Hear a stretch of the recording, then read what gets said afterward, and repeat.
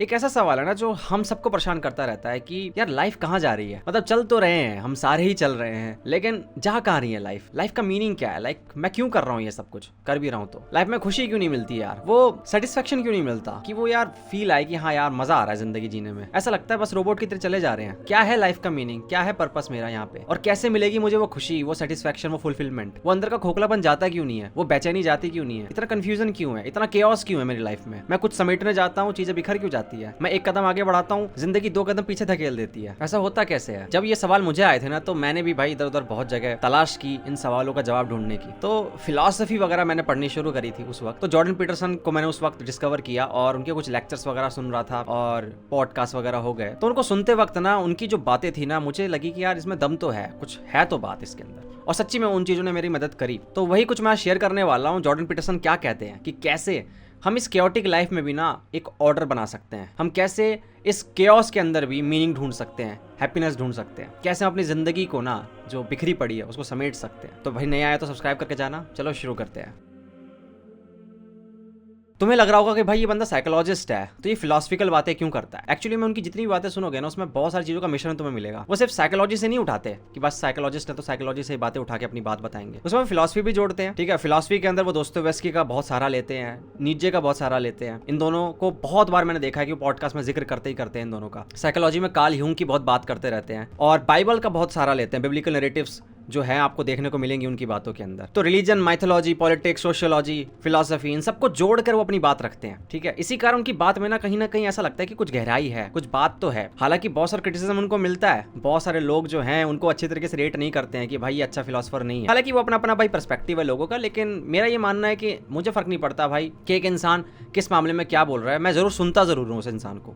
अगर उसकी बात मेरी जिंदगी में कोई असर डालती है, मेरी जिंदगी में कोई चेंज लाती है, तो उसमें एक बुराई क्या है ना। जॉर्डन पीटरसन ने लाइफ को 2 हिस्सों में बांट देते हैं। वो कहते हैं एक हिस्सा होता है हमारा ऑर्डर वाला। ऑर्डर सीधा सा मतलब है नोन चीजों से, कि भाई कोई नोन चीज है, फैमिलियर हो जिससे तुम, ठीक है, स्ट्रक्चर की बात कर रहे हो, कोई आइडियोलॉजी की बात कर लो कि तुम एक पार्टिकुलर आइडियोलॉजी फॉलो करते हो और उस हिसाब से अपनी जिंदगी जीते हो।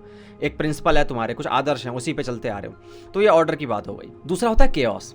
अब केओस का सीधा सा मतलब है अननोन, जो तुम्हें भाई डराए, जिसको देखने के बाद, इसको सोचने के बाद भी भाई तुम्हारी हालत खराब हो जाए, तुम्हारे पसीने छूट जाए। जो जॉर्डन पीटरसन मीनिंग की डेफिनेशन देते हैं ना, बहुत प्रैक्टिकल लगती है मुझे सुनने में, इसी कारण उनको सुनता हूँ। वो कहते हैं कि किसी इंडिविजुअल को ना अगर अपनी लाइफ में मीनिंग ढूंढना है तो उसको इस ऑर्डर और इस केओस के बीच में ना बैलेंस ढूंढना पड़ेगा। ज्यादा ऑर्डर हो जाता है ना तो लाइफ क्या हो जाती है, एकदम सड़ जाती है, ग्रोथ होगी ही नहीं ना, तालाब की तरह, तालाब के पानी की तरह सड़ जाओगे। वहीं दूसरी तरफ अगर केओस बहुत ज्यादा हो जाएगा तो भटक जाओगे, कोई एंकर ही नहीं है, कोई नियम कायदे कानून ही नहीं है, तो ज्यादा केओस भी बेकार हो जाएगा। नहीं तो लाइफ में भटक जाओगे, कोई डायरेक्शन नहीं होगी लाइफ की, गाड़ी बस जा रही है इधर उधर। तो एक बैलेंस होना बहुत जरूरी है ऑर्डर और केओस का। जॉर्डन पीटरसन कहते हैं कि जो केओस है ना, उससे डरो मत, उससे भागो मत, उसमें अपॉर्चुनिटी बहुत सारी है, वो तुम्हें डराती है।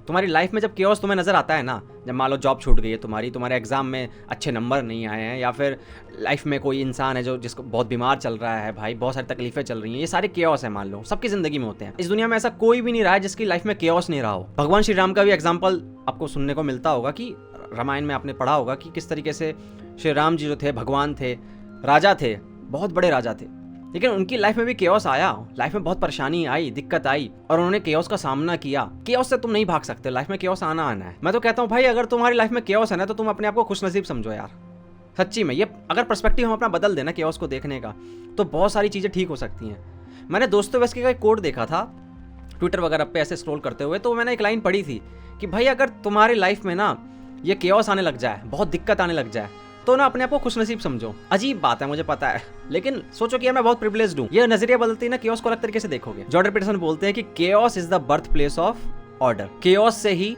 नया ऑर्डर बन के आता है। जब जॉब छूटेगी, जब जॉब खत्म हो गई है, तो एक नई अपॉर्चुनिटी खुल के आ गई है, नए रास्ते खुल गए हैं कि भाई अब तो मैं बिजनेस भी खोल सकता हूँ, मैं तो ये भी कर सकता हूँ, मैं वो भी कर सकता हूँ।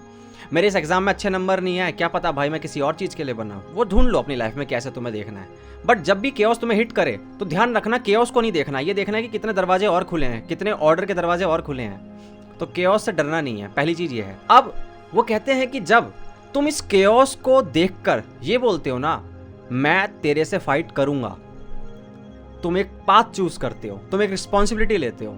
इस रिस्पॉन्सिबिलिटी को लेते ही तुम अपनी लाइफ में एक मीनिंग ऐड कर लेते हो। ऐसे बनता है लाइफ का मीनिंग, जब तुम अपनी मर्जी से एक रिस्पॉन्सिबिलिटी लेते हो कि अब मैं जिम्मेदार हूं अपने एक्शंस के लिए, तब लाइफ में मीनिंग ऐड होता है। तुम किसी भी चीज़ की रिस्पॉन्सिबिलिटी ले सकते हो, वो तुम्हारे ऊपर है। जॉर्डन पीटरसन कहते हैं वो तुम खुद की भी ले सकते हो घर की, कि यार ठीक है भाई, मैं अपना घर जब सुबह उठूंगा तो मैं अपना बेड बना लूंगा, ठीक है, मैं अपना डेस्क जो होगा जहाँ मैं काम करता हूँ उसको ऑर्गेनाइज करूँगा अच्छे से। कहीं से भी शुरुआत कर सकते हो। लेकिन जब तुम ये करते हो ना, जब तुम केओस से लड़ने जाते हो और कहते हो मैं रिस्पॉन्सिबिलिटी लूंगा, होता ये है कि जब तुम उस केओस के मॉन्स्टर से लड़ रहे होते हो ना, रिस्पॉन्सिबल होकर, एक हीरो बनकर, कार्ल यूंग वाला हीरो है यहाँ पे। कार्ल यूंग का अगर आर्कीटाइप्स पढ़ा है आपने तो वो हीरो का बहुत एग्जांपल देते हैं। जॉर्डन पीटरसन बहुत कार्ल यूंग के फैन है। हीरो है वो क्या करता है, वो चूज करता है पाथ जहां पर अनकंफर्टेबल वो फील करता है, जहां पर उसको चीजें डराती हैं, लेकिन फिर भी वो चूज करता है कि मैं इस रास्ते पे जाऊंगा।